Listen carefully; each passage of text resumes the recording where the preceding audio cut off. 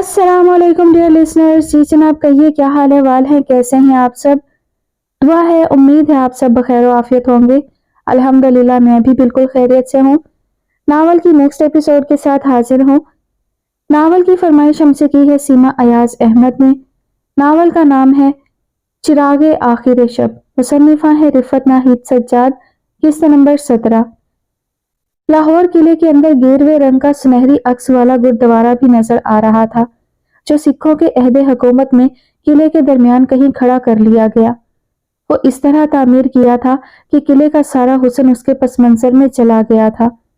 سڑک کے پاس شاہی مسجد تھی جس میں خطیب قرآنی آیات پڑھا کرتے تھے۔ فرعون زمین پر بڑا بن بیٹھا اور اس نے انسان کو طبقات میں تقسیم کر دیا۔ یہی مسجد سکھوں کے عہد میں شاہی استبل قرار پائی، جس کے سبزہ زاروں پر رنجیت سنگھ کے گھوڑے گھاس چرتے پھرتے تھے۔ وہی سکھ جنہوں نے ہجرت کے موقع پر وطن کی طرف سفر کرنے والوں کا قتل عام کیا۔ مسجد کے ساتھ مینار پاکستان تھا، جہاں لوگوں کے ٹھاٹھے مارتے سمندر میں قائد اعظم نے اس زبان میں کچھ کہا جو وہاں موجود اکا دکا لوگ ہی سمجھتے تھے، لیکن اعتماد کا یہ عالم تھا کہ یہ شخص جو کچھ کہہ رہا ہے وہ غلط ہو ہی نہیں سکتا۔ وہ تاریخ کے قدموں میں کھڑے تھے، چار طرف سے عہد حکومت ان کو گھیرے میں لیتے تھے۔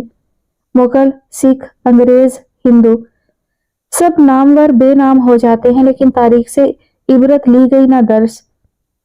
چھوٹی باریک اینٹوں سے کھڑی کی گئی جاہو جلال سے سربلند عمارت کے صدر دروازے پر کھڑے انہوں نے سوچا، مغل بادشاہ ہاتھیوں کے ہودے پر سوار، زرق برق فراق پہنے، زیورات سے لدے پھندے، ہاتھ میں گلاب کی ادھ کھلی کلی پکڑے داخل ہوا کرتے تھے۔ مدت سے یہاں ٹورسٹ کا داخلہ منع تھا، کیونکہ ان کے بقول قلعے کی مرمت ہو رہی تھی، اور کون جانے قلعے میں کس کس کی مرمت ہو رہی تھی۔ وہ اپنے لڑک پن میں یہاں لاتعداد مرتبہ آئے تھے، یہ تجربہ کرنے وہ مغل شہزادہ ہوتے تو کیا محسوس کرتے۔ وہ بہت سوچتے تھے، بغیر کیواڑوں کے اس گھر میں لوگ سوتے کہاں تھے، کپڑے کیسے بدلتے تھے، نہاتے دھوتے کہاں تھے۔ یہ تنگ تنگ اندھیری کوٹھڑیاں ان نکچڑوں کی خواب گاہیں نہیں ہو سکتی۔ کھلے صحن میں فواروں کے آس پاس جس مچھر نے سکندر اعظم کی جان لے لی ان کو تنگ نہیں کرتا تھا۔ قلعے کے بارے میں ان کی تاریخ کمزور تھی، نہ جغرافیہ۔ یہیں کہیں پولیس نے حسن ناصر کی جان لی تھی۔ جہاں حسن ناصر نے جان دی ہوگی وہاں مستقل پہرا تھا، کوئی پاس بھی نہیں پھٹک سکتا تھا۔ ایک مرتبہ کہیں کسی کوٹھڑی کے روشن دان میں لمحہ بھر کو بجلی چمکی اور بند ہو گئی۔ پتہ نہیں اس وقت کون بدقسمت وہاں کس مرحلے سے گزر رہا تھا۔ وہ ان بھول بھلائیوں میں بھی اترے جن کے بارے میں ہدایت تھی کہ اندر ہی اندر کہیں دہلی کے لال قلعے میں نکل جاتی ہیں۔ وہ اندر گئے، کچھ دور چلے بھی، لیکن دہلی تک بہر کیف نہیں پہنچے۔ ہنوز دلی دور است۔ اندر اتنی سیلن اور گھپ اندھیرا تھا، وہ تاریک سرنگیں کئی شاخوں میں تبدیل ہو جاتی تھی۔ ایک جلتی ماچس کی تیلی میں شاید سفر ممکن نہیں تھا۔ وہ باہر نکل آئے۔ انہوں نے ان کے ہاتھ سے بریف کیس لے لیا۔ آس پاس کھڑے کچھ اور لوگ ان کو اترتا دیکھ کر نزدیک آ گئے تھے۔ اپنے استقبال میں آنے والوں کو انہوں نے جھروکے سے درشن دیا، پھر انہوں نے ان کی آنکھوں پر پٹی باندھ دی۔ چوبدار نے نکارے پر ضرب لگائی، با ادب، با ملاحظہ، ہوشیار، نگاہ روبرو، ذل سبحانی، فخر شاہان ہند، تاجدار تخت دہلی، شان فرما رواں مغلیہ تشریف لاتے ہیں۔ ان کے ہاتھ ایک کپڑے کی دھجی سے آگے کی طرف بندھے تھے، دوسری دھجی ان کی بصارت پر تاریکی کا پردہ ڈالے تھی۔ جب باہر سے روشنی بند ہو جائے تو اندر کی آنکھ اپنی خواہش سے منظر دکھانے لگتی ہے۔ دو ہیکل بھاری دروازہ کو آہستہ آہستہ کھلتے انہوں نے محسوس کیا۔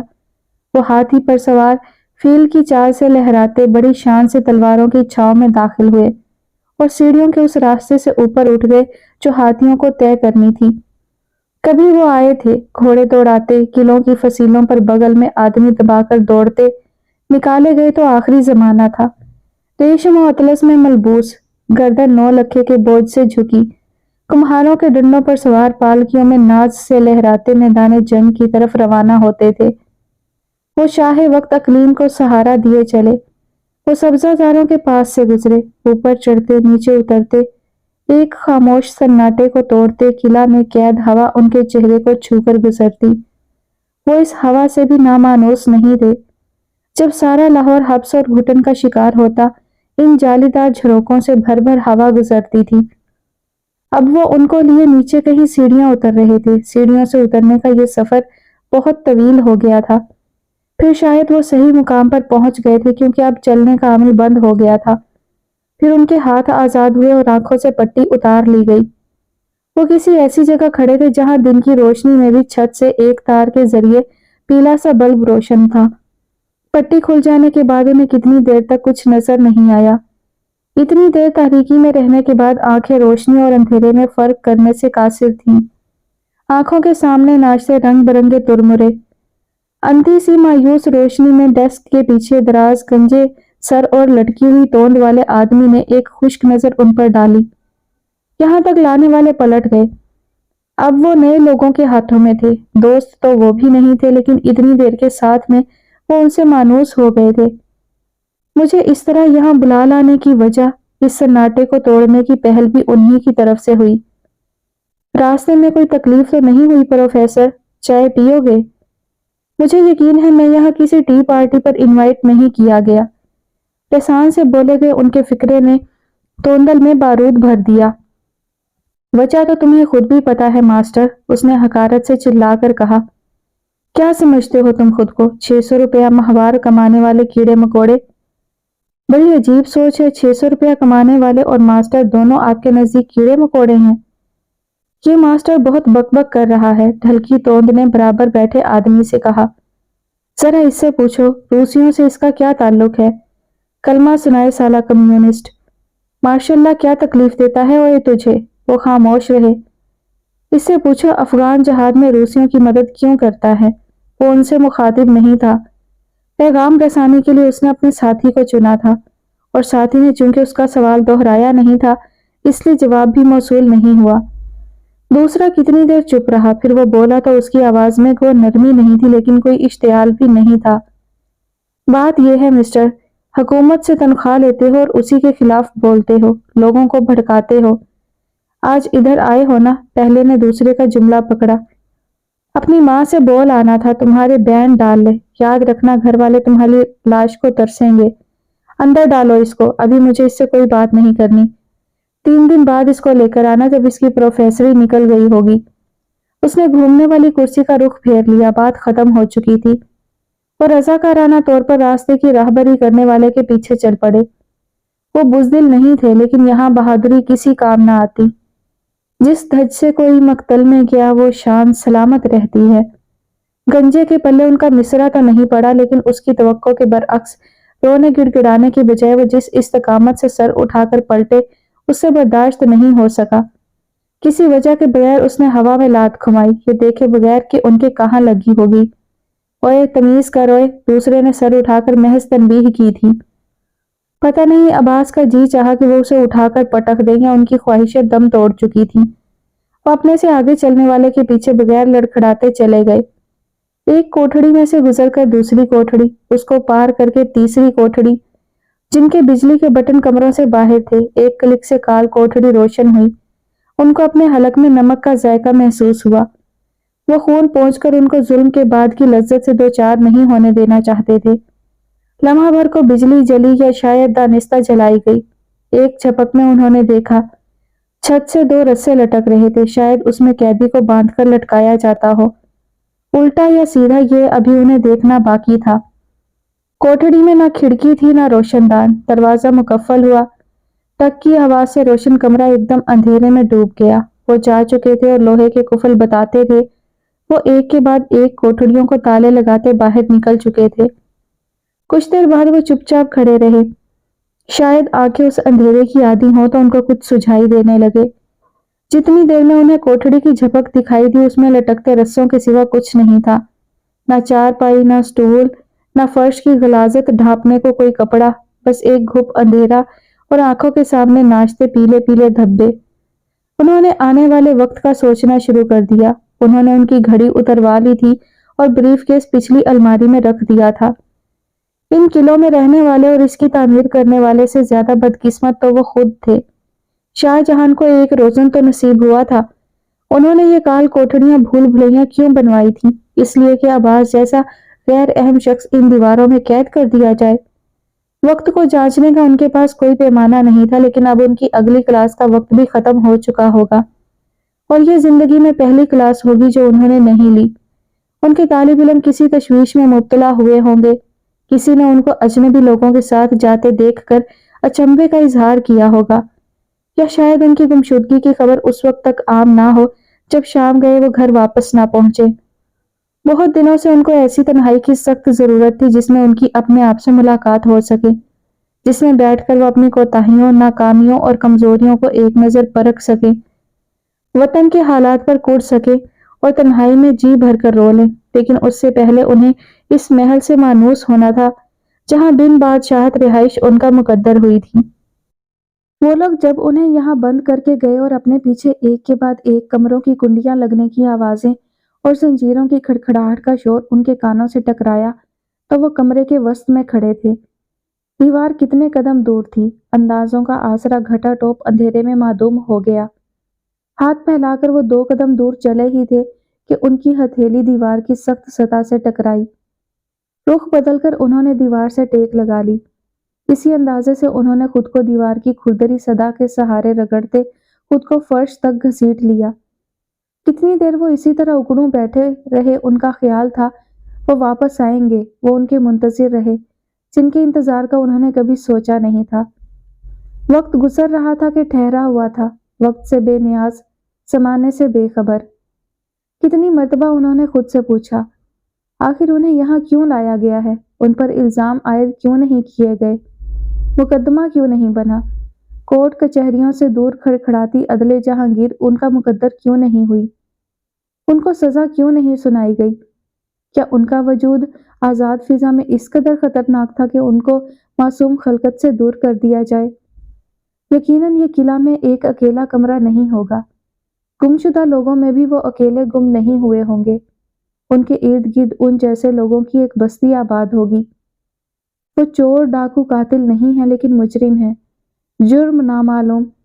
وہ ایک دوسرے کی شکلوں سے آگاہ نہیں، نہ ایک دوسرے کو سن سکتے ہیں، لیکن سب جانتے ہیں کہ اس قید تنہائی میں ہم تنہا نہیں۔ پتہ نہیں وہ کتنی دیر اسی طرح بیٹھے رہے، شام ہو گئی ہوگی یا رات آ گئی ہوگی، معلوم نہیں کہ ایک دن تھا یا زمانے تھے۔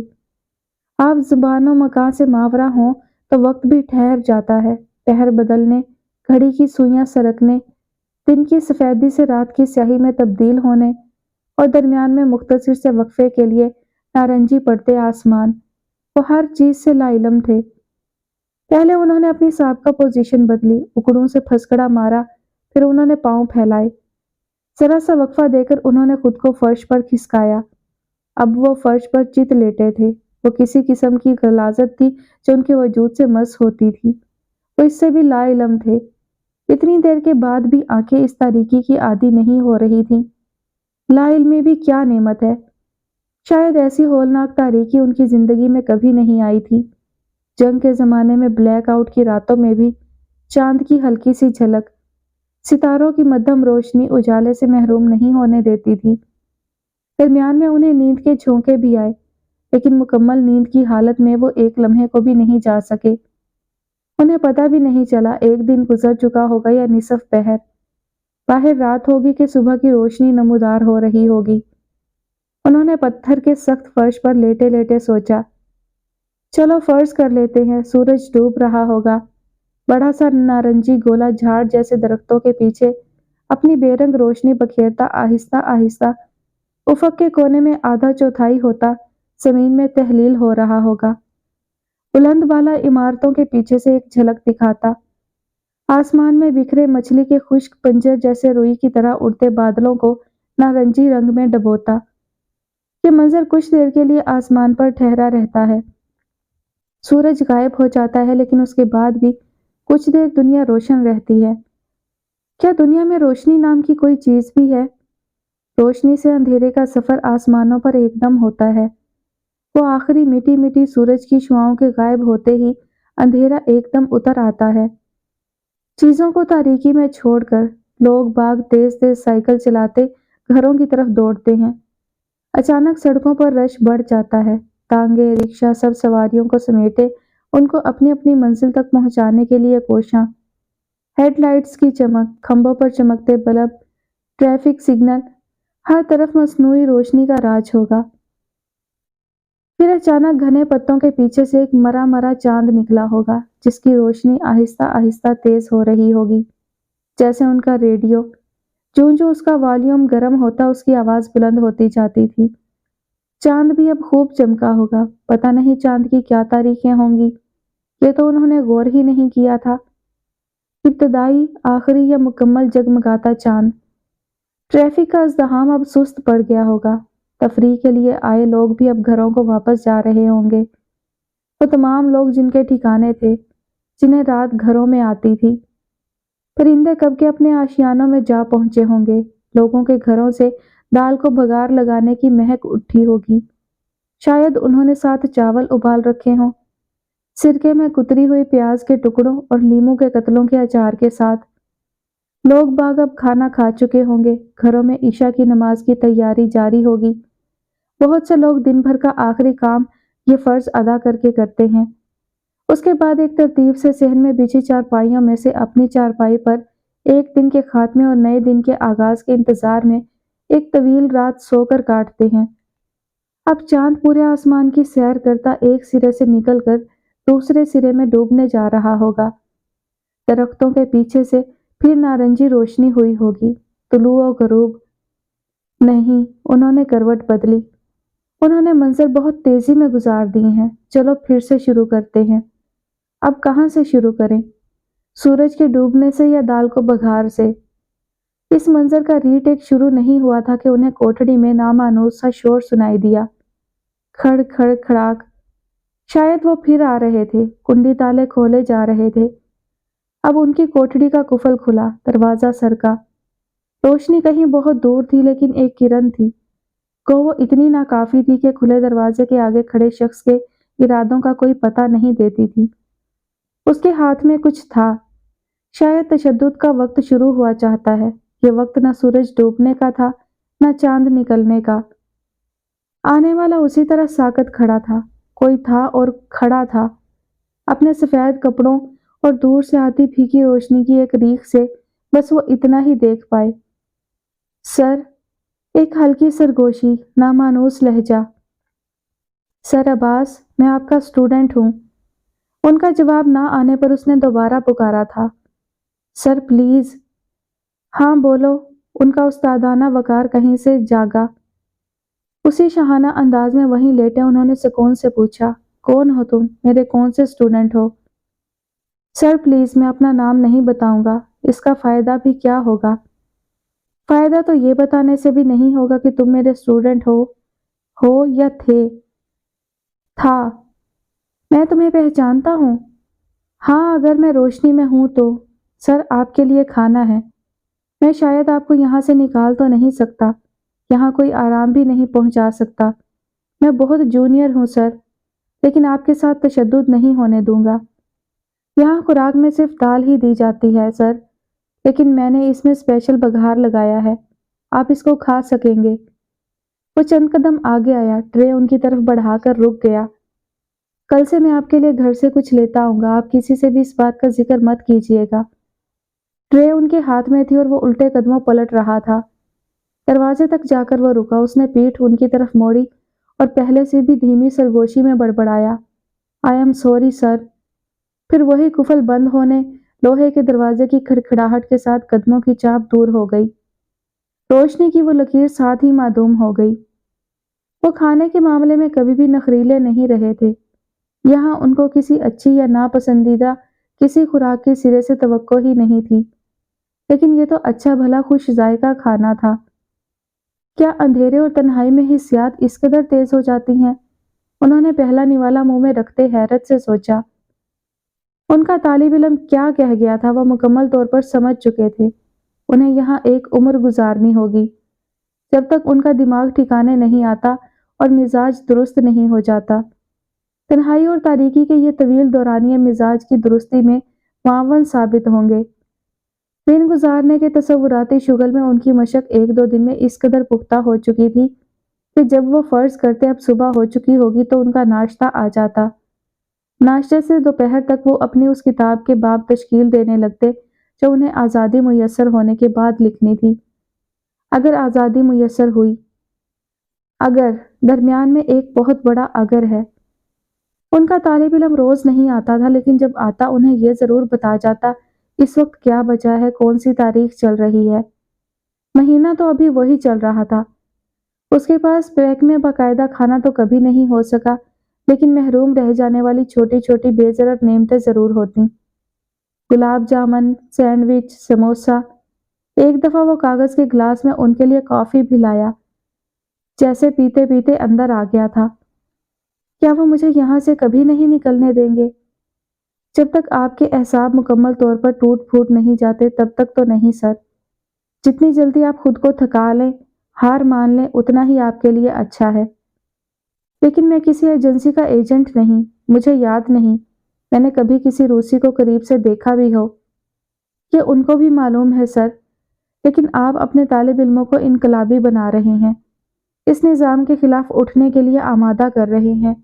और मुझसे ज़्यादा कौन जानता है आपकी बात में किस कदर तासीर है। लेकिन किसी को अंदर बंद करने के लिए कोई इल्ज़ाम तो लगाना पड़ता है ना। एक दिन वो आया तो दरवाजे से एक कदम अंदर नहीं आया और इस कदर मोहतात था कि जुमला मुकम्मल होने से कबल एक मर्तबा बाहर ज़रूर झांकता था। सर, आप बिल्कुल थक नहीं रहे। वो जब आपसे बातें करके जाते हैं तो बाहर निकलकर यही कहते हैं कि आपकी जुमलाबाजी मांद नहीं पड़ी। इसका मतलब इस काल कोठड़ी ने आपका कुछ नहीं बिगाड़ा। वो अब किसी इंतहाई कदम से गुरेज नहीं करेंगे और मैं कुछ भी नहीं कर सकूंगा। आप मान लीजिए और इस पर अमल भी करके देखिए कि आप तालिब इल्मों में जिसे आप ज़हनी शऊर कहते हैं बेदार करने की कोशिश नहीं करेंगे। शायद वो आपको छोड़ दें, लेकिन अगर आप इसी तरह हक बात कहने पर जमे रहे तो फिर इंतहाई इकदाम आप जानते हैं ना, इस मार्शल लॉ का इंतहाई इकदाम क्या है। आई एम सॉरी सर, किसी दिन वो रोहासी आवाज़ में कहता। अगर उन्हें आप में ये तब्दीली नज़र ना आई तो शायद आप सारी उम्र यहीं काट देंगे। उन्हें कोई जल्दी नहीं और यहाँ सेल्स की कमी नहीं कि उन्हें आपसे कमरा खाली करवाना पड़े। सारी उम्र? किसकी उम्र? जुल्म की रात तवील ज़रूर होती है, मगर इतनी तवील नहीं कि उसकी सुबह ना हो। किसी को उम्र की ज़मानत देने से पहले उनसे पूछो, उनके पास अपनी उम्र की भी कोई ज़मानत है? और क्या नाम है तुम्हारा? उनका खात्मा ज़रूर होगा और जब तक उनका खात्मा ना हो जाए मैं अपने बच्चों को ये सबक पढ़ाता रहूँगा कि जुल्म के खिलाफ उठ जाओ, जालिम का खात्मा कर दो, और कुछ नहीं कर सकते तो जालिम से नफरत ज़रूर करो। मेरा नाम आरिफ है। वो चुप हो गए। पहले दिन उन्होंने तय किया था उसका नाम पूछकर वो उसके लिए मसाइल खड़े नहीं करेंगे। इस वक्त जब उनका नाम पूछने का कोई इरादा भी नहीं था। आरिफ वकार, उन्होंने अपनी आवाज़ मज़ीद धीमी कर ली। हाँ, तुम मेरे अच्छे तालिब इल्मों में से थे, मुझे तुम्हें आवाज़ से पहचान लेना चाहिए था। जाओ बच्चे, अपने मुस्तकबिल, अपनी तरक्कियों को मेरे पीछे दांव पर ना लगाओ। ये तो उन्हें बाहर आकर पता चला कि जूनियर ऑफिसर आरिफ ने उनसे झूठ बोला था। उनका वहाँ क़याम 1 माह 10 दिन नहीं, 3 माह 16 दिन रहा। इस दौरान वो सिर्फ एक मरतबा बाहर आए थे, जब उनके जुर्म की सज़ा उनकी पुश्त ने वसूल की। सिर्फ एक नज़र उन्होंने हजूम में शामिल मानूस लोगों को देखा, कुछ कहा और प्रिजन वैन उनको वापस ले गई। सज़ा पर अमल दरामद के बावजूद उनकी मुद्दत सज़ा ख़त्म क्यों नहीं हुई ये वो नहीं जानते थे, और उनको बताने के लिए आरिफ वहाँ मौजूद नहीं रहा। वो नहीं मालूम किसी शिकायत का शिकार हुआ या रूटीन के ट्रांसफ़र में कहीं जाता रहा, या इंतहाई इकदाम जिसकी पेशगोई पर वो खौफज़दा होता था उनसे छुप रहा। उसने एक वादा किया था जिसकी एफआई उसके इख्तियार से बाहर हो गई थी। वो बाहर आए तो उनकी रंगत स्याह थी, भरी जवानी में सर के बाल सफ़ेद हो गए और वो सूख कर हड्डियों का ढांचा बन चुके थे। जुल्म की इंतहा है, उनके एक तालिब इल्म ने बड़ी दिक्कत से कहा। आप पाकिस्तान छोड़ दीजिए। लेकिन क्यों? प्रोफेसर अब्बास ने हैरत से पूछा। इसमें पाकिस्तान का क्या कसूर है? सर, आप हुक्मरानी को पाकिस्तान से अलग तो नहीं कर सकते, तो इसका इलाज ये है कि पाकिस्तानियों को पाकिस्तान से अलग कर दिया जाए। उनको अलग करो जिनका अलग होना ज़रूरी है। सर, बहुत लोग जिला वतनी पे ज़िंदगी गुजार रहे हैं। हमें पहले ही खौफ था, आपसे कहा भी था। मुल्क में आप कौन सी इज्जत की ज़िंदगी गुजार रहे हैं? भड़के हुए तालिब इल्मों की तरफ उन्होंने एक नज़र देखा। अफसोस, हमने अपने और परायों की भी पहचान खो दी। میں تو اتنا جانتا ہوں، ماں سے تھپڑ کھا کر بھی بچہ ماں کی طرف ہمکتا ہے۔ پڑوسن کی طرف جائے گا تو شاید آج وہ رکھ لے، لیکن کل آپ کا استحصال ضرور کرے گی۔ آپ کو اپنا آج محفوظ بنانا ہے یا کل؟ یہ قانون قدرت ہے، آنے والے وقتوں میں شاید یہ ناانصافی نہیں ہوگی۔ ہم گزرے وقت سے یہی تو سیکھتے ہیں۔ کیسی وحشت ناک رات تھی۔ ساتھ والے بستر پر حمیرہ بے خبر سو رہی تھی۔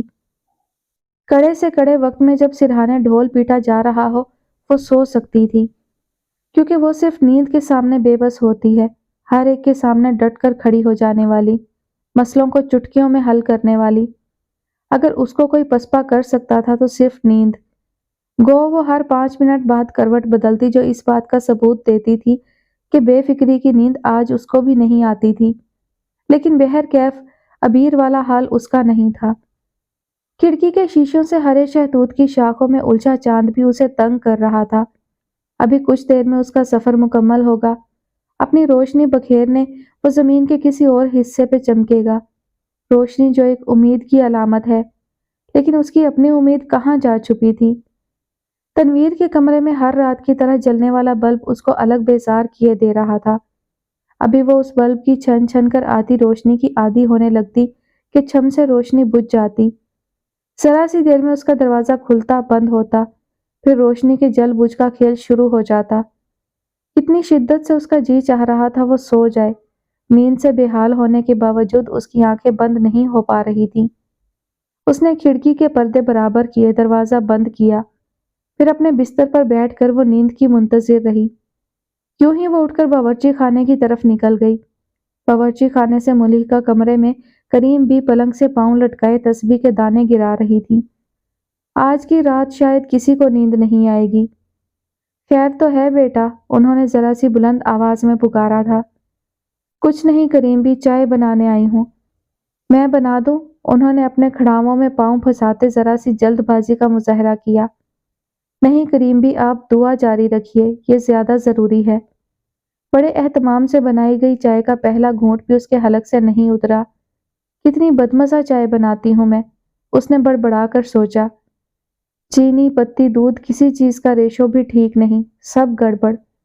چائے نہ ہوئی، آج کی رات ہو گئی۔ وہ پھر نیند سے لڑنے بستر پر آ لیٹی تھی۔ کتاب پڑھی جائے، میل کی جائے یا اپنے موبائل سے گانے سنے جائیں، اور حمیرہ کے بقول سکہ اچھالا جائے۔ پتہ نہیں وہ کسی فیصلے پر کیوں نہیں پہنچ سکتی۔ رات کے 3 بجنے میں 10 منٹ تھے جب اس کے سیل پر قطعی غیر متوقع طور پر رنگ ٹون بجی۔ اسکرین پر ایک نمبر روشن تھا۔ کوئی اجنبی کال وصول کرنے کا یہ ہرگز بھی موقع نہیں تھا، لیکن کسی بھی وجہ کے بغیر اس نے فون کان سے لگا لیا۔ یہ میرا طوطا کیا کہہ رہا ہے؟ رات کے اس پہر میں کہیں دور سے آتی مدھم سی آواز اسے لگا رگوں میں دوڑتے دوڑتے اس کا خون اس کے چہرے پر آ کر ٹھہر گیا ہے۔ وہ لمحہ بھر کو سن سی ہو گئی۔ وہ آج تک جتنی مرتبہ بھی اس شخص سے ملی اسے انگلیوں پر گن سکتی تھی، جن میں سے ایک ملاقات بھی ارادتاً نہیں تھی۔ وہ کبھی بطور خاص اس سے ملنے بھی نہیں آیا تھا۔ بھیس بدل کر گھر میں گھسنے سے لے کر ایم ڈی کے آفس تک ہر دفعہ کا سامنا محض ایک اتفاق تھا۔ رات کی اس گزرتی گھڑی میں اس کا سوال بھی کچھ بے سروپا ہی تھا۔ عموماً میاں مٹھو ہی کہتا ہے، اپنی آواز کی اتھل پتھل پر قابو پانے میں اسے بہت وقت نہیں لگا تھا۔ سو طوطا بھی پال رکھا ہے؟ ہاں، بہت کام آتا ہے، جب کچھ سمجھ میں نہ آتا ہو تو فال نکال دیتا ہے۔ کیا کہتا ہے؟ فال والے لفافے میں کیا لکھا ہوا ہے؟ لکھا ہے آپ کچھ پریشان ہیں۔ وہ کتنی دیر کے لیے چپ رہ گئی۔ ایسا بھی کبھی ہوتا ہے بھلا؟ اور پریشانی کی وجہ کیا بتاتا ہے؟ میرا طوطا اتنا ایم اے پی ایچ ڈی نہیں ہے کہ وجہ بھی بتا دے، بس کہتا ہے آپ بے وجہ پریشان سی ہیں مادام۔ طوطا کہتا ہے تو پھر سچ ہی کہتا ہوگا، ویسے تو میں پریشان نہیں ہوں۔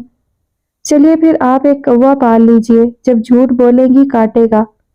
میں سونا چاہتا ہوں، مجھے نیند نہیں آ رہی۔ چائے پینی چاہی تو مجھے لگا میں نے اس میں بے شمار چینی ڈال لی ہے، حلق سے نہیں اتر رہی۔ کتنی دیر دونوں طرف خاموشی رہی، پھر دوسری طرف سے ایک ٹھہری ہوئی پرسکون سہج بھری آواز ابھری۔ کیا ہوا؟ کچھ نہیں۔ اگر کچھ نہیں ہوا تو میں سو کیوں نہیں سکا؟ وہ اپنے اسی لاپرواہ انداز میں بول رہا تھا۔ اسے اپنی بہادری پر کبھی خوشگمانی نہیں رہی تھی، لیکن اس نے خود کو اتنا کمزور بھی کبھی محسوس نہیں کیا تھا۔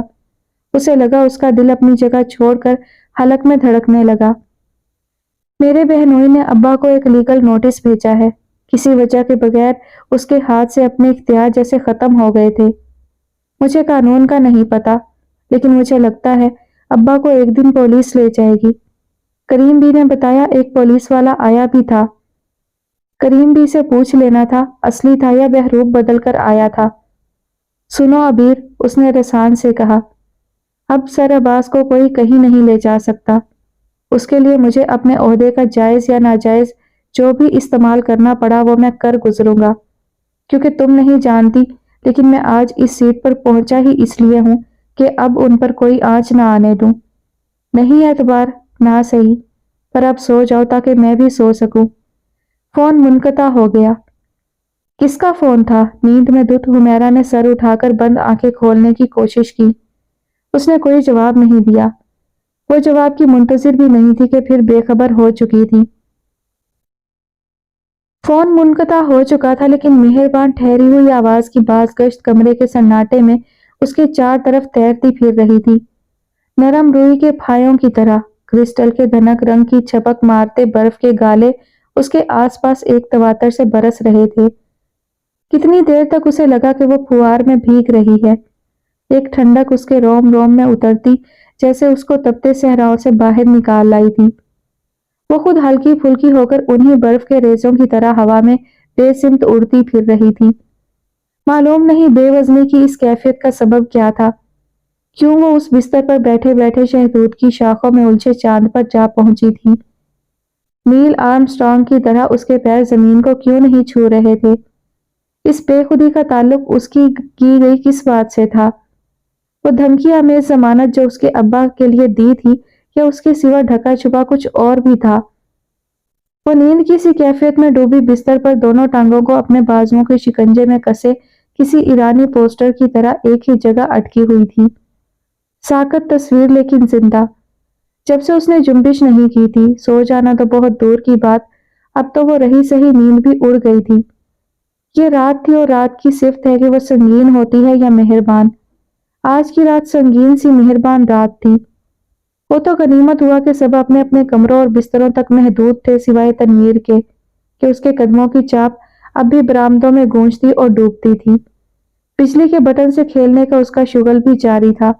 رات کے سناٹے میں ایک ٹک کی آواز اور کمرے کے دروازے سے باہر آتا تیز روشنی کا ایک راستہ جو برآمدے میں لال سنگی فرش پر ایک ساتھ ہی اترتا تھا۔ افراد خانہ بستروں تک محدود تھے، ورنہ وہ اس غائب دماغی کی کیفیت میں بیٹھی اس ذہنی عیاشی کی متحمل نہیں ہو سکتی تھی۔ اب تک وہ اس کا بھیجا چاٹ گئے ہوتے، اور وہ جو کریم بی کے بقول چلے پیر کی بلی کی طرح راہداریوں میں گھوم رہی تھی، ارد گرد کے ماحول سے بے خبر اپنی ہی ذات تک محدود تھی۔ فضا میں چھائی اداسی اور اس کے سبب سے قطعی ناآشنا، لا علم کہ آج کی اس بے خواب رات کا وہ ایک مرکزی کردار تھی۔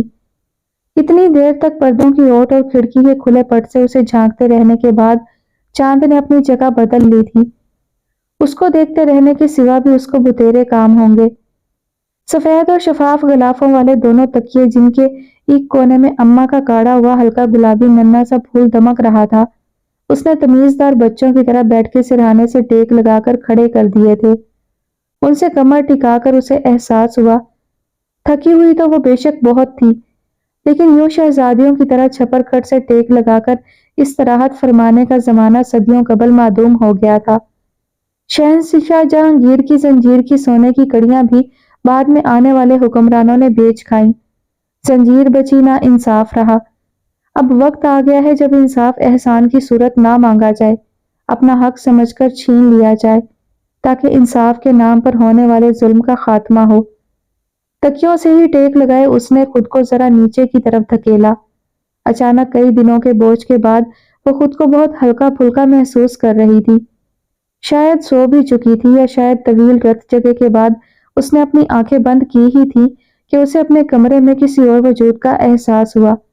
اس نے پٹ سے آنکھیں کھول دیں۔ اس کی توقع کے عین مطابق وہ تنویر ہی تھی۔ کھلے دروازے سے پشت ٹکائے وہ اس کو بہت خوشگوار نظروں سے نہیں دیکھ رہی تھی۔ کیا بات ہے، سوتی کیوں نہیں؟ گو اس کے انداز میں پرائمری اسکول والی استانیوں کا سا تنتنا تھا۔ اس کو اختیار نہیں تھا کہ اس کا سوال خود اسی پہ الٹا دیتی، لیکن ایک مدت بعد اس نے دیکھا وہ براہ راست آنکھوں میں دیکھ کر بات کر سکتی تھی۔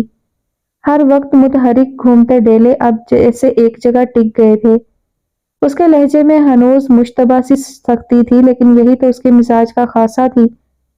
فکر کرتی، پریشان ہوتی، کسی کا دھیان رکھتی تنویر تو مدت سے غائب تھی۔ بس اب سونے ہی والی تھی، بلکہ شاید سو رہی تھی۔ مجھے تو لگا تم جاگ رہی ہو۔ وہ چپ چاپ اس کے بستر کے ایک کونے پر ٹک کر بیٹھ رہی۔ اس نے چپل اتار دی اور پاؤں اوپر سمیٹ لیے تھے، غالباً وہ فرصت سے بیٹھنے آئی تھی۔ اس وقت کیا بجا تھا اور رات کا کون سا پہر چل رہا تھا؟ زمان و مکان اب اس کے لیے غیر اہم ہو چکے تھے۔ پتہ نہیں اس کو جواب کی تلاش تھی بھی یا نہیں، اور جو رسمی سا جواب اس کو ملے وہ اس کے لیے قابل قبول بھی ہو، وہ اس کو کوئی حتمی جواب دینے سے سخت ہچکچاتی تھی۔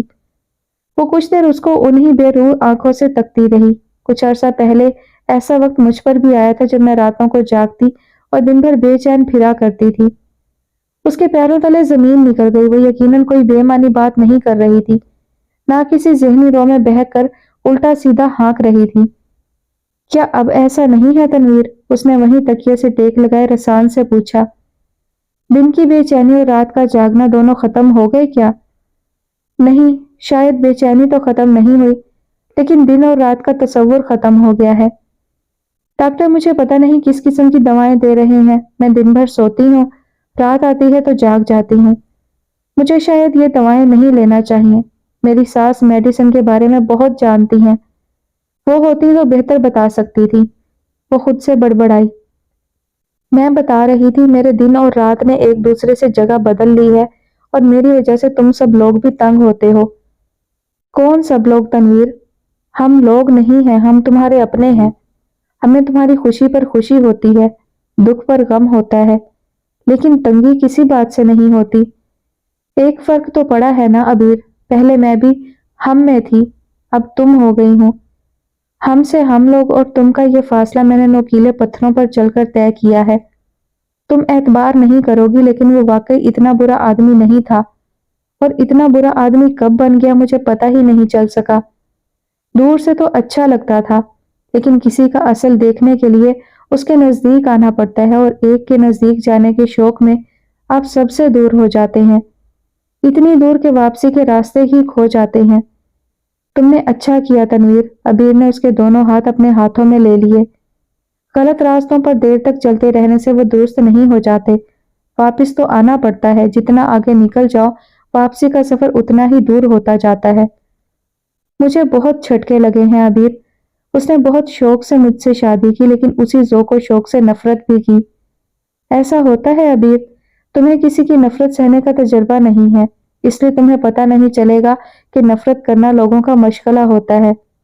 ہوتے ہیں نا مشغلے، کوئی ٹکٹ جمع کرتا ہے، کوئی سکے، کسی کو باغبانی کا شوق ہوتا ہے۔ کچھ لوگ ہوتے ہیں نفرت کرنا جن کی ہابی ہوتی ہے، ان کے لیے آپ سونا بن جائیں، جل کر کندن ہو جائیں، ان کی نفرت ختم نہیں ہوتی۔ پھر پتہ ہے کیا ہوتا ہے، ایک دن آپ کو بھی ان سے نفرت ہو جاتی ہے، تب وہ پریشان ہو جاتے ہیں۔ ایک آسان ٹارگٹ ان کے ہاتھ سے نکل گیا، پھر وہ اس کے پیچھے لپکتے ہیں، پچھتا کر نہیں، شگلن۔ لیکن میں اس کی فطرت کے کالے پن سے اچھی طرح آگاہ ہوں۔ وہ ابا کو چھوڑے گا نہ میری بیٹی کو۔ اس نے ابا پر جو الزامات لگائے انہیں بھول نہیں جائے گا۔ وہ اتنا کمینہ خصلت ہے کہ اس آخری دن تک ڈٹا رہے گا جب تک اپنے عزائم میں کامیاب نہ ہو جائے۔ اسی طرح وہ ایک دن میری بیٹی میرے ہی صحن سے کھیلتے ہوئے اٹھا کر لے جائے گا، اور ہم سب منہ دیکھتے رہ جائیں گے۔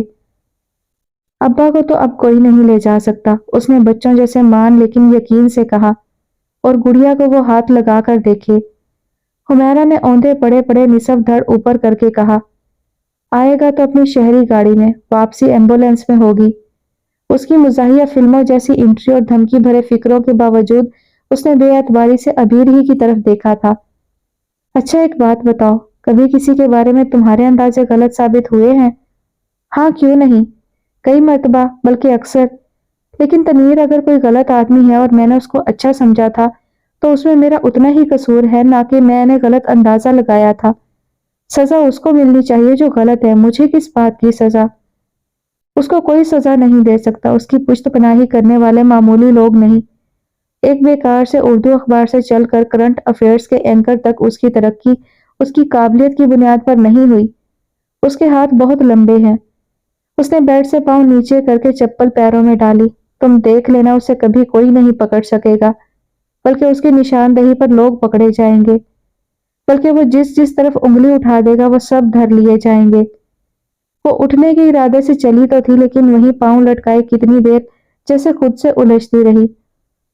مجھے تم سے ڈر لگتا ہے عبیر، تم قابل بھی ہو اور انا پرست بھی، لیکن جو مٹ کر بھی اپنی انا سر بلند رکھتا ہے وہ اس کو سانپ کے سر کی طرح کچل دیتے ہیں۔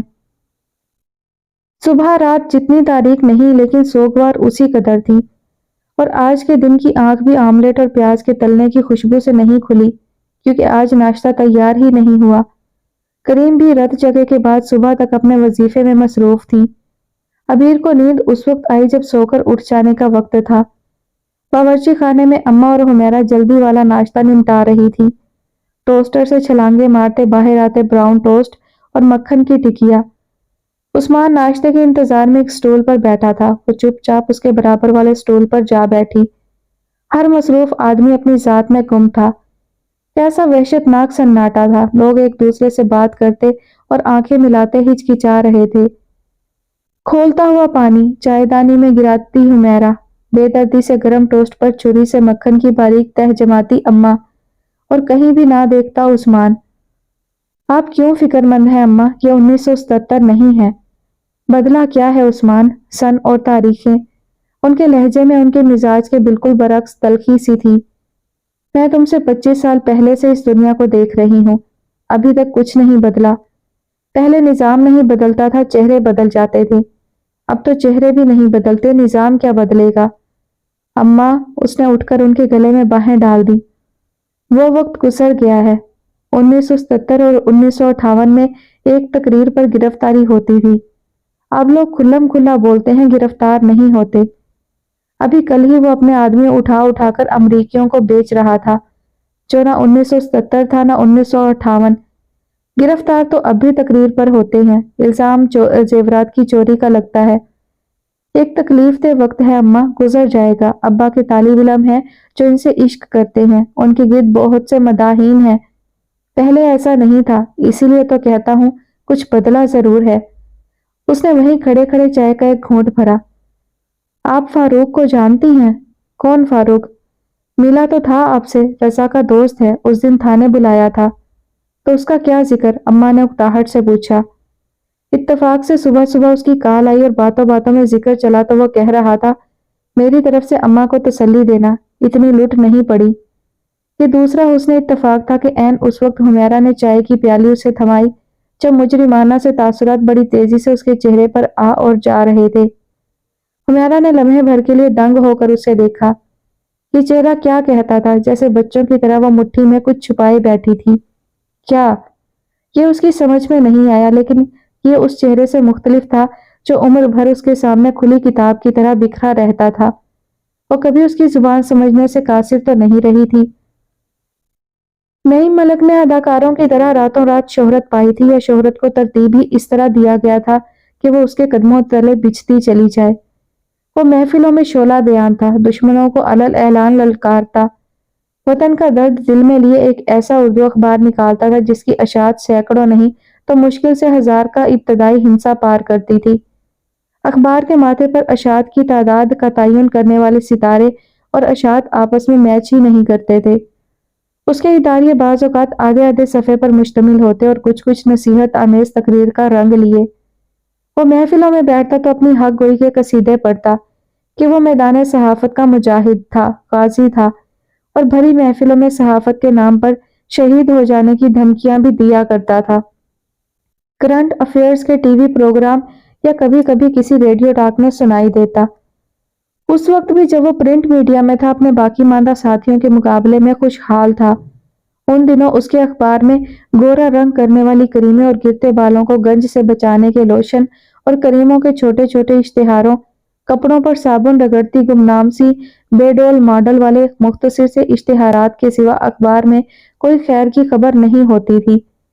ہاں البتہ چھوٹے چھوٹے شہروں کے بے حساب سکینڈل، کریم آباد کی ایک استانی ٹیکسی ڈرائیور کے ساتھ فرار ہو گئی، فلاں محکمے میں کروڑوں کی خرد برد، فلاں ہوٹل میں حفظان صحت کے اصولوں کے برخلاف زہریلا کھانا، سینکڑوں افراد کی حالت مخدوش۔ بسا اوقات متاثرین کی تعداد اس علاقے کی کل آبادی سے دگنی بتائی جاتی تھی۔ بار بار وزیر اعلیٰ کو نوٹس لینے کی اپیل کی جاتی۔ لفافہ ہاتھ میں پکڑے وہ لفافہ جرنلزم کے خلاف جہاد میں شریک ہو جاتا۔ اگلے دن اس کا محور کوئی اور ہوتا اور پتہ بھی نہ چلتا کہ جو زہر خورانی کا شکار سینکڑوں مریض تھے ان کا کیا بنا، وہ کون لوگ تھے اور کس نے نوٹس لیا۔ لیکن اگر کوئی خبر اگلے دن بھی اسی شدومت سے لگی تو یہ یقینی بات تھی کہ لفافہ نہیں پہنچا۔ اس نے کبھی بڑے بڑے اداروں پر ہاتھ نہیں ڈالا تھا۔ گاؤں کے کسی دور دراز کے پرائمری اسکول کی استانی جو کبھی پہلے ہی میلوں کا سفر طے کر کے اپنے گھر والوں کے رزق کی خاطر خوار ہوتی تھی، یا وہ ہیلتھ وزیٹر جو پیدل چلتے چلتے نڈھال حالت میں مریض تک پہنچتی۔ کم آمدنی کم تنخواہوں والے نچلے درجے کے ملازمین کو لوٹنا اس کا محبوب مشغلہ تھا۔ اس کا یہ اخبار بڑی باقاعدگی سے ان کے گھر بھی آتا تھا۔ پھر کرنا خدا کا ایسا ہوا کہ ملک میں مزاج اور مذاق دونوں بدل گئے۔ پرائیویٹ چینلز وجود میں آ گئے، علاقائی زبانوں کے اردو میں، انگریزی میں خبریں سناتے، گانے لگاتے، انڈین فلمیں دکھاتے، ریموٹ ہاتھ میں پکڑ کر دائیں ہاتھ کا انگوٹھا ایک بٹن کو دباتا رہتا، اور چینلز سے کہ ان کی گنتی ختم ہونے میں نہیں آتی تھی۔ 24 گھنٹے کی نشریات، نیوز، بریکنگ نیوز، ایک ایک گھنٹے میں تقسیم ہوا وقت۔ کچھ بھیڑیں تھیں، کچھ پر صرف بھیڑوں کی کھال تھی۔ ہیجان، انتشار، سنسنی خیزی کے مسلسل لمحوں میں ایک گھنٹہ اس کے بھی ہاتھ لگا تھا۔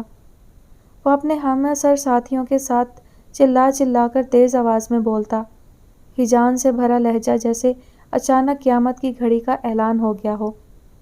اسی کم وقت میں زیادہ سے زیادہ نمٹا کر گزرنا ہے۔ وہ واقعے کی لمبی تفصیل سناتا جو خود ٹی وی کئی گھنٹوں سے دہرا رہا تھا۔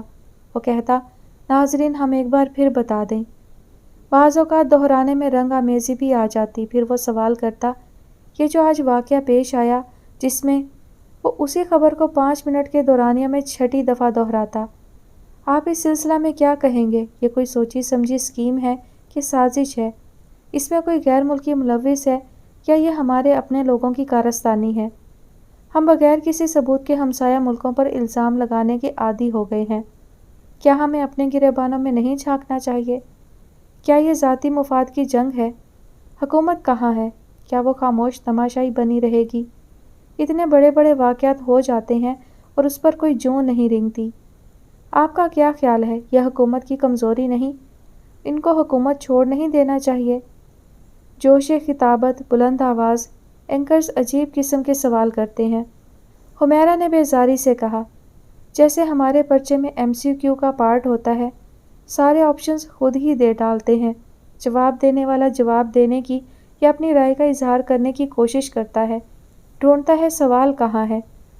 اینکر تو اپنا جواب اس کے منہ میں ٹھونسنے کی کوشش کر رہا ہے، آخر وہ کس کا جواب دے؟ چینلز کی بھی کیٹیگریز تھیں، بڑے چینل، چھوٹے چینل، مقبول چینل، آزاد چینل۔ آزادی کہاں ختم ہوتی ہے اور ذمہ داری کہاں شروع ہوتی ہے، اس کا فیصلہ ہونا باقی تھا۔ البتہ نعیم ملک ٹی وی اسکرین تک پہنچتے ہی سٹار بن چکا تھا۔ پھر اس دن چینل سرفنگ کے دوران اس کی نظر نعیم ملک پر پڑی۔ وہ اسی جوش و خروش میں مبتلا تھا جو اس کی ذات سے منسوب اس کا خاصہ بن چکا تھا۔ واہگہ اٹاری بارڈر پھول پتیوں اور رنگ برنگی جھنڈیوں سے سجا ہوا تھا۔ آج یہاں سے کسی معزز شخصیت کو گزر کر جانا تھا کہ چینل اور بارڈر دونوں پر ولیمہ کے سے جشن کا سماں تھا۔ نعیم ملک وقفے وقفے سے اعلان کرتا، کسی ایک کو فون کال بند کرنے اور دوسرے کے لائن پر آنے کا مسردہ سناتا۔ ٹھہریے ناظرین، ہمارا رابطہ ان کی بیوی سے ہو گیا ہے۔ بڑا سکوپ ہاتھ لگا تھا۔ نعیم ملک کا چہرہ فخر سے تمتما رہا تھا۔ آپ یہ بتائیے، آج وہ اتنے دن بعد واپس آ رہے ہیں، آپ کے جذبات کیا ہیں؟ آپ کو خوشی ہو رہی ہے یا کیا ہو رہا ہے؟ آپ کے گھر میں تو آج جشن کا سماں ہوگا۔ آپ کے گھر میں سب عزیز و اقارب جمع ہوں گے۔ یہ بتائیے، آپ نے ان کے لیے مزے مزے کے کھانے پکائے ہیں؟ آپ کچھ ایسا پکا رہی ہوں گی جو وہ بہت شوق سے کھاتے ہیں۔ آخر وہ اتنا عرصہ آپ سے اور وطن سے دور رہے ہیں، اب وہ واپس آ رہے ہیں، آپ کی خوشی تو دیکھنے کے قابل ہوگی۔ آپ کی خوشی کا تو کوئی ٹھکانہ نہیں ہوگا، ہونا بھی ایسا ہی چاہیے۔ آپ ان کی آمد کے انتظار میں گھڑیاں گن رہی ہوں گی۔ ہاں جی، فون سے مختصر سا جواب موصول ہوا۔ اچھا یہ بتائیے، ٹوں ٹوں۔ ہمیں افسوس ہے ناظرین، ہمارا رابطہ منقطع ہو گیا ہے، ہم پھر لائن ملانے کی کوشش کریں گے۔ آپ نے سنا وہ بتا رہی تھی ان کے گھر میں جشن کا سماں ہے، وہاں استقبال کی تیاریاں جوش و خروش سے جاری ہیں، ان کی آمد کے انتظار میں گھڑیاں گنی جا رہی ہیں۔ ناظرین ہم بتاتے چلیں، آج کشمیر سنگھ کئی سال بعد پاکستان کی جیل سے رہا ہو کر وطن واپس جا رہے ہیں۔ ان پر جاسوسی کا الزام لگایا گیا تھا، برسوں سے جیل میں بند تھے۔ ہم آپ کو بتا دیں وہ پاکستان کی جیل میں بند تھے۔ کتنی دیر تک ان لوگوں کی سمجھ میں نہیں آیا کشمیر سنگھ پاکستان سے جا رہا تھا یا پاکستان آ رہا تھا۔ اگر انڈیا جا رہا تھا تو اینکر پرسن کا چہرہ اس خوشی کی حدت سے کیوں لال ہوا جاتا تھا کہ اس کے لفظ اس کے قابو سے باہر ہو رہے تھے۔ اس نے گھڑی دیکھی، 55 منٹ کا بغیر کسی اشتہار اور بریک کے مسلسل دورانیہ تھا۔ آئیے اب ہم فلاں سے سوال کرتے ہیں، یہ بتائیے کشمیر سنگھ اکیلے تھے یا پاکستان کی جیلوں میں ایسے اور بھی ہندوستانی قید ہیں؟ نعیم ملک نے یہ سوال کسی سے نہیں پوچھا کہ کیا انڈیا میں بھی پاکستانی قید ہیں اور کیا ان کی رہائی کے لیے بھی انڈین چینلز اسی شدت سے بے تاب ہیں؟ کیا اس کو انڈیا سے پکڑ کر لایا گیا تھا یا پاکستان میں گرفتار ہوا تھا؟ کیا وہ پاکستان میں آزادانہ دندناتا پھر سکتا ہے؟ کیا پاکستانیوں کو بھی ان کے ملک میں یوں ہی گھومتے پھرتے رہنے کی آزادی حاصل ہے؟ لیکن ہوا یوں کہ جب اس پر چاروں طرف سے گلاب کی پتیوں کی بارش کی جا رہی تھی اور وہ ہیرو کسی شان سے سر اٹھا کر خوشی منانے والوں کی طرف دیکھے بغیر سیدھا چلتا جا رہا تھا، تو عبیر نے پوچھا، ہم نے اس کو گارڈ آف آنر کیوں نہیں دیا؟ پتہ نہیں، حمیرہ نے کہا، کیا ہمارے ہاں ہیروز کا اتنا فقدان ہو گیا ہے کہ ہمیں انڈیا سے ہیرو امپورٹ کرنا پڑا؟ وہ سکون سے پاکستان میں تہلکہ خیز جشن منا کر ادھر سے ادھر ہو گیا۔ اسی شام وہ اپنے ٹی وی پر بیٹھا کہہ رہا تھا، مجھے فخر ہے کہ میں پاکستان میں بھارت کا جاسوس تھا۔ یہ تو عمر تھی، اگر پاکستان کے خلاف مجھے زندگی بھی دینا پڑتی تو رنج نہیں تھا۔ نعیم ملک اور اس کے ساتھیوں نے بغیر کسی شرمندگی کے یہ خبر بھی چلا دی اور اس کے بیان کے لیے انہیں کسی غیر معمولی دورانیے کی نشریات کی ضرورت پیش نہیں آئی۔ ایک دو چینلز نے دبا دبا سا احتجاج بھی کیا، لیکن تحفظ حقوق انسانی کا گروپ چن چن کر پاکستانی جیلوں سے بھارتیوں کو رہا کراتا رہا۔ یہ اس کا ذاتی فعل تھا۔ نعیم ملک کسی اور دن اسی طرح اپنے کسی پروگرام میں کہہ رہا تھا، ہمارا اپنا کردار ہے اور ان کا اپنا، ہمیں اپنا بڑھایا ہوا دوستی کا ہاتھ واپس نہیں کھینچنا چاہیے۔ معلوم نہیں اس کی بیوی انڈیا سے بھی بدتر دشمن تھی کہ جس کی طرف اس کا ہاتھ بڑھا تو کبھی نہیں، اٹھا ضرور۔ وطن کی محبت میں سرشار کالی بھیڑوں اور ان کے کمائے کالے پیسے کی نشاندہی کرتا نعیم ملک کبھی اپنے احساسوں کی تفصیل نہ بتا سکا نہ ذریعہ۔ ہر مرتبہ پاکستان ہی مجرم کے کٹہرے میں کھڑا ملتا ہے اور وہ فلمی وکیل استغاثہ کی طرح چیخ چیخ کر اس پر الزام عائد کرتا جاتا ہے۔ آپائی چلتے چلتے ٹی وی کے پاس رک گئی، عادتاً اپنے پتلے سے بالوں کا جوڑا بنایا، کھولا پھر بنایا۔ اس چینل کو دیکھ کر مجھے حمیرہ کا بچپن یاد آ جاتا ہے۔ یہ کہیں بھی کسی کے ہاتھ سے گر کر کوئی چیز ٹوٹ جائے اور کوئی پوچھے کہ کس نے توڑی ہے تو ہمیشہ کہتی تھی، میں نے۔ ان کا ایک بے ساختہ سا مخصوص قہقہہ فضا میں گونجا۔ اصل میں اس کو یقین ہوتا تھا جو نقصان ہوتا ہے اسی کی وجہ سے ہوتا ہے۔ یہ نعیم ملک بھی ہر چیز کے نقصان کی ذمہ داری پاکستان کے کندھوں پر ڈال دیتا ہے۔ جہاں دنیا میں کسی کا نقصان ہوتا ہے، ہم کرتے ہیں۔ نعیم ملک اور اس کے بہت سے دانشور ساتھی 10 مرلے کے گھروں سے فارم ہاؤس میں شفٹ ہوئے، جوتیاں چٹکھاتے پھرتے مرسڈیز میں آ گئے، رولکس گولڈ باندھے، تحریک آزادی پاکستان کے مجاہدوں اور اسلامی تاریخ کے خلاف بک بک کرتے ہیں۔ انڈیا بڑے فخر سے ان کے پروگرام یوٹیوب پر اپلوڈ کرتا ہے۔ سڑک ملائم اور ہموار تھی، موٹے ٹائروں والی کار چابک دستی سے رواں تھی، جیسے چکنے پھسلواں فرش پر بیلے ڈانسر دور تک بہتی نکل جاتی ہے۔ کار کے شیشے کے پیچھے زندگی ہر لحظہ بدلتا ایک منظر ہے۔ وہ جب سے شیشے سے ناک لگائے ایک تواتر سے کھڑکی سے باہر دیکھ رہی تھی، جیسے بچہ پہلے پہل ریل میں سفر کرتا ہو، شیشوں کے عقب سے گہری سیاہ گھٹا میں ڈوبے زمین و آسماں، پیچھے کی طرف بھاگتے درخت، کینو اور مالٹوں کی ریڑھی گھسیٹنے والے، پان سگریٹ کے خوانچے والے، مونگ پھلی کے ٹھیلے، اور اوکاڑا پیچھے رہ گیا تھا۔ جی ٹی روڈ تیزی سے بھاگ رہی تھی۔ اس کی گود میں لبرٹی کے پہلو میں کھڑی رنگ برنگی پھولوں کی دکانوں سے خریدا ایک تازہ گلدستہ دھرا تھا، جس میں سے پانی رس رس کر اس کی قمیض کے دامن میں جذب ہو رہا تھا، لیکن وہ بے نیاز تھی کہ سفر اس کو مبہوت کر دیتے ہیں۔ کار پیدل پار کرنے والے تیز سبز رنگ کے پل کے نیچے سے گزر رہی تھی۔ لوگوں نے جنگلے اکھاڑ کر پار ہونے کے مختصر راستے تراش لیے تھے۔ اکا دکا معزز شہریوں کے سوا قاعدے ضابطے سے کسی کو دلچسپی نہیں تھی۔ شیشے کے اس طرف زندگی متحرک تھی۔ آباد بازاروں کی چہل پہل، زندگی کرنے کی جد و جہد کرتی مخلوق، کھڑکی کے اندر اس کی ساتھی نہایت سکون سے گود میں ہاتھ دھرے ایک اچھے گائیڈ کی طرح سڑک کے کنارے کنارے بھاگنے والی چیزوں سے اس کا تعارف کراتی آ رہی تھی۔ یہ انڈسٹری کس کی ہے؟ وہ کس چین سے تعلق رکھتا ہے؟ کہاں سے کہاں تک کی بارانی زمین کس کی ملکیت تھی؟ کون کون سے علاقوں کی ابھی نئی حد بندیاں ہونا تھیں؟ کہاں کہاں تنازع تھا؟ اس کی معلومات ہمیشہ قابل رشک رہی تھیں۔ تم یوں ایک دن اچانک مل جاؤ گی، میں نے سوچا ہی نہیں تھا۔ میں کتنی خوش ہوں۔ یہ جملہ پتہ نہیں کون سی بھی دفعہ بول رہی تھی۔ واقعی جب سیاہ شیشوں والی کالی گاڑی اس کے نزدیک آ کر رکی، ٹائر چرچرائے اور سیاہ شیشوں میں پہلے عبیر کا عکس ڈولا، پھر شیشے آہستگی سے نیچے ہوئے، اس کے ڈولتے عکس گم ہو گئے اور عین اس جگہ سے وہ نمودار ہوئی تھی۔ یہ توقع اس نے بھی نہیں کی تھی کہ وہ کسی دن یوں اچانک پھر ملے گی۔ وہ اس کے اس قدر قریب نہ ہوتی اور اس نے مارے مسرت کے اس کو چلا کر آواز نہ دی ہوتی تو اس کو بھی نہ پتہ چلتا وہ ثریا ہے۔ اس کی تیاری اس کے ذاتی مزاج سے مختلف بیگماتی انداز کی تھی۔ جہاں جہاں نظر جاتی تھی وہاں وہاں وہ زیورات سے لدی پھندی تھی۔ مجھے پتہ ہی نہیں تھا کہ تم اس شہر میں ہو۔ مجھے بھی کہاں پتہ تھا۔ وہ دروازہ کھول کر باہر نکل آئی۔ کیسے ہو تم سب لوگ؟ میری شادی پر نہیں آئے؟ میں نے خاص طور پر بلایا تھا، میں انتظار کرتی رہی۔ میرا خیال تھا تم یا حمیرہ کوئی تو آئے گا۔ تم کیسی ہو؟ وہ اس گلے کا کیا جواب دیتی؟ میں خوش ہوں۔ یہ اندازہ لگانا آسان نہیں ہوتا۔ میں خوش ہوں کہنے والا واقعی خوش ہوتا ہے یا نہیں، کہہ ڈالتا ہے۔ وہ ابھی پرفارمنگ آرٹ کے زمانے کی طرح ہاتھ ہلا ہلا کر بات کرتی تھی، صرف اس فرق کے ساتھ کہ اب پہنچے سے کوہنیوں تک لدی چوڑیوں اور کڑوں کی کھن کھن اس میں اضافی تھی۔ وہ بات کرتی تو انگلی میں چوڑی کے سے سائز کی انگوٹھی چھپک مارتی۔ کیا یہ سب عثمان اسے دے سکتا تھا؟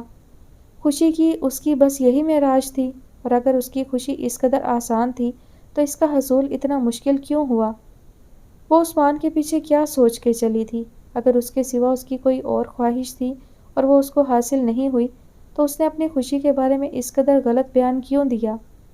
آرٹ فلم بنانا یا مہیش بھٹ کی فلم میں کام کرنا، اور آرٹ کی کوئی سرحد نہیں ہوتی، وہ سب کہاں گیا؟ معلوم نہیں۔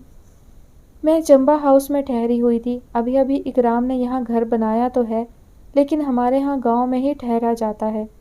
گاؤں میں بھی تنگی تو کوئی نہیں، اب تو دور دراز کے دیہاتوں میں بھی سب سہولتیں آ گئی ہیں۔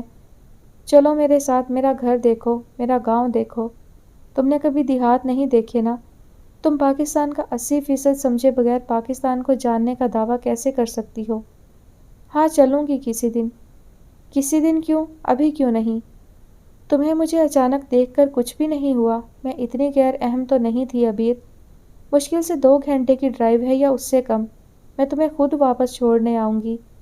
اس نے حیرت سے اس کی طرف دیکھا۔ وہ ابھی تک ویسی ہی تھی مگر انجام کار۔ اس کی خاک اس جگہ پہنچ گئی جہاں اسے پہنچنا ہی تھا۔ پزل کا ایک بکھرا ٹکڑا، جیسے رضا اسے کہا کرتا تھا۔ وہ واقعی اپنی جگہ فکس ہو کر مکمل تصویر بنا رہی تھی۔ میرے لیے اس طرح اتنا آسان نہیں۔ گھر والوں کی اجازت تم نے کب سے لینی شروع کر دی؟ تم تو صرف اطلاع دیتی آئی ہو۔ اور منع کون کرتا ہے، سوائے اس کے کہ تمہارا دل نہیں چاہ رہا؟ اس نے اس کی آنکھوں کو ہلکا سا پسیجتا محسوس کیا۔ ایک مدت وہ ان سب کا حصہ رہی تھی، برسوں سے ہر اچھی بری گھڑی میں ان کا ساتھ دیتی۔ وہ اس کی ہر بات سے اتفاق کرتے تھے یا نہیں، یا وہ بھی ان کی حرکتوں سے متفق تھی، کوئی نہیں جانتا۔ وہ پلو چھڑا کر بھاگی تھی، اب وہ اس سے دامن بچا کر نکلے تو کیسے؟ لمحے بھر کو اس کی سمجھ میں نہیں آیا وہ کس کو اطلاع دے کر نکلے۔ اماں کو تو ثریا کبھی ایک آنکھ نہیں بھائی تھی، عثمان سے کہنا نہایت بیہودہ بات ہوگی، اور ابا کو اس بھری دوپہر میں جب وہ اپنی کتاب میں مگن ہوں گے یا صوفے پر بیٹھ کر دوپہر کی اونگ لے رہے ہوں گے یا اس چٹمٹے عدالتی کاغذ پر غور کر رہے ہوں گے، کیسے ڈسٹرب کرے؟ اس نے پی ٹی سی ایل کا نمبر ملایا، فون پر کریم بھی تھی۔ کریم بھی اماں ہیں آس پاس؟ ذرا ان کو بتائیے گا اتفاق سے بازار میں ثریا مل گئی، وہ مجھے اپنے گاؤں لے جانے پر اصرار کر رہی ہے، رات ہو جائے تو پریشان نہ ہو، وہ خود مجھے واپس چھوڑنے آئے گی۔ اے لو، وہ تو کہیں کھو گئی تھی، اب اچانک کہاں سے مل گئیں؟ کریم بھی فون میں اتنا بیلنس نہیں کہ یہ طویل کہانی یہاں پر ہی سنا سکوں۔ اچھا، انہوں نے بیزاری سے کہا، ابھی تو آرام کر رہی ہیں، شام ہوئی تو بتا دوں گی۔ وہ اس کو انکار کیوں نہیں کر سکی اور وہ اس کے پیچھے اس بری طرح کیوں پڑ گئی تھی؟ اس کا یوں اچانک مل کر خوش ہو جانا اس کو نیا لگا، اور کون جانے جو زیادتی ہماری طرف سے ہوئی۔ کبھی کبھی وسیع القلبی کا دعویٰ کرنے کے باوجود کسی معاملے میں ہم کیسے تنگ نظر ہو جاتے ہیں۔ اس وقت کار میچلز کے باغات سے گزر رہی تھی۔ کار کے اندر کا ماحول اجنبی تھا۔ ثریا اسی اپنے پن سے بول رہی تھی جیسے درمیان کا وقت اور وجہ آئی نہیں تھی۔ بہت دیر تک جی ٹی روڈ پر چلتے اب کار نے ایک نیم پختہ اینٹوں سے بنی سڑک پر موڑ لیا تھا۔ ایک اور جنرل 9 سال قوم کی تقدیر سے کھیل کر گارڈ آف آنر لے کر رخصت ہوا۔ اب ووٹ، الیکشن اور سیاست دانوں کا دور دورہ تھا۔ سڑک پر مزدور کام کر رہے تھے۔ ثریا کا میاں الیکشن جیت کر آیا اور اسمبلی میں بیٹھا تھا، لہٰذا وہ راستہ جو جی ٹی روڈ سے اس کے گھر تک جاتا تھا پکی اور چوڑی سڑک میں تبدیل ہو رہا تھا۔ یہ سب بھی اسے ثریا نے ہی بتایا تھا۔ جمہوری حکومت کے آنے کے بعد دن رات کام ہو رہے تھے۔ اب اس سڑک کو ہی لے لو، 10 دن کی ریکارڈ مدت میں مکمل کی جا رہی ہے۔ ہر طرف کام ہو رہا ہے، لوگوں کو نظر ہی نہیں آتا۔ ہاں، مہنگائی ہے، لوڈ شیڈنگ ہے، آٹا چینی کم ہو جاتا ہے، بم دھماکے میں آئے دن کا جانی نقصان، لیکن جمہوریت کے لیے اتنی قربانی تو دینا پڑتی ہے۔ وہ ہمیشہ جن کے خلاف بولتی تھی اب ان کی طرف سے بول رہی تھی۔ عوام سے حکمرانی تک کا مختصر سفر لہجہ اور لفظ دونوں بدل ڈالتا ہے۔ سفر ختم ہو گیا تھا۔